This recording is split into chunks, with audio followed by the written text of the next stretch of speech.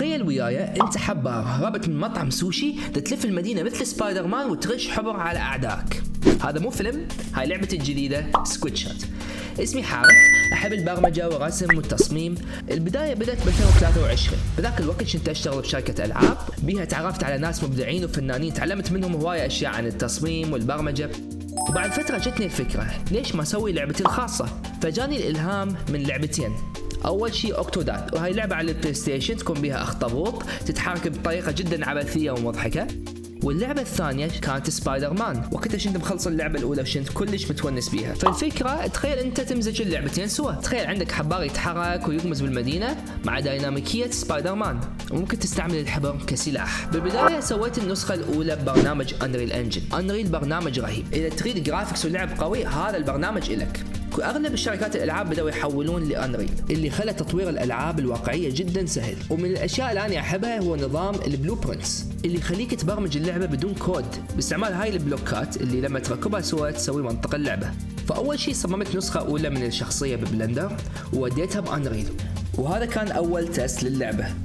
بعد فترة من اللعب ردت أضيف شكل الشخصية، فمن الناحية الفنية سأل صديقي علي العلوي، هاي تابعوه على الانستغرام، إنه يصمم لي الشخصية. فقلت له إنه أريد حبار لونه وردي، عيونه كبيرة، وهو شكله شوية مضحك. وكان هذا التصميم جدا عجبني، فرحت على بلندر وصممت به. سويت الشكل الكامل وضفت العظام اللي هي راح تسمح لي أحرك الشخصية باللعبة.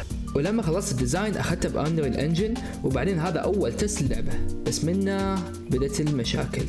أنريل مبني على مود تسوي ألعاب بها شخصيات بشرية، شخصيات تمشي، تركض، تكمش سلاح، كل شيء مضبوط. بس لما تجيب مخلوق غريب مثل الحبار هذا وحركاته مو طبيعية ينقلب الموضوع صداع. الكل ميزة جديدة لازم ألف وأدور وأسوي حيل بالبلوبرنتس لحد ما تراكمت المشاكل وصار المشروع كابوس.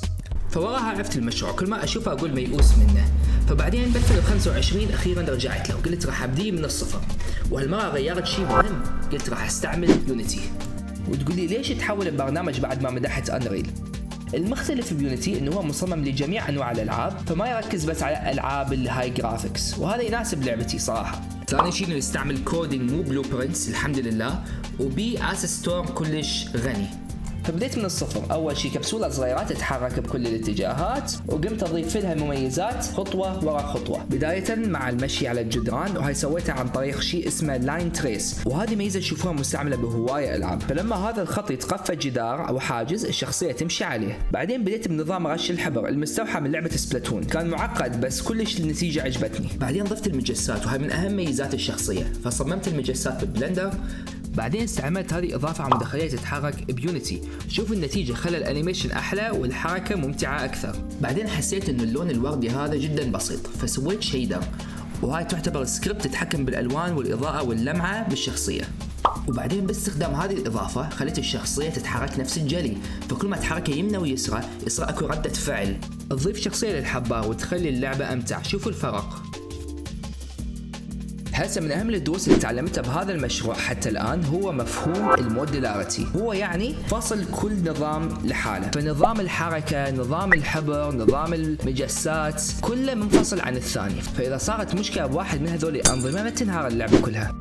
وهم يسمح لي أطور أو أغير هاي الأجزاء بالمستقبل إذا ردت. فهذه هي رحلتي حتى الآن. اللعبة بعدها قيد التطوير. خطواتي الجاية هي أكمل نظام الخطاف والتصويب اللي مستوحى من لعبة باتمان، واللي يساعدك تتحرك حول المدينة، وهم إضافة أعداء للشخصية. بس حاليا دا أفكر ممكن بشر، كلاب أو نوارس، وهذا تصميم علي سواه للشخصية. وهم دا أشتغل على نظام تمويه، لأن الحبار يقدر يغير لونه، وهذه ميزة ممكن تسمح للشخصية تختبئ من أعدائها. وبس هذه البداية الجديدة للعبة مال سكويد شوت. أنا أريد أسمع منكم شنو أشياء تريدوني أضيفها للعبة، قولوا لي بالتعليقات. وإذا عجبكم المشروع اشتركوا بالقناة حتى نكمل رحلة الحبار خطوة بخطوة.